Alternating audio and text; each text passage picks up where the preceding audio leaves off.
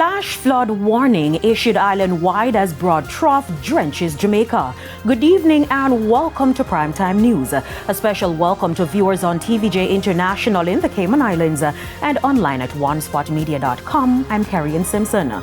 Also this evening, devastation in Westmoreland. Communities submerged by overnight downpour. And Jamaicans demand earlier access to public information. There's also sports and weather in this newscast, so stay with us. I'll have the news in details right after this break.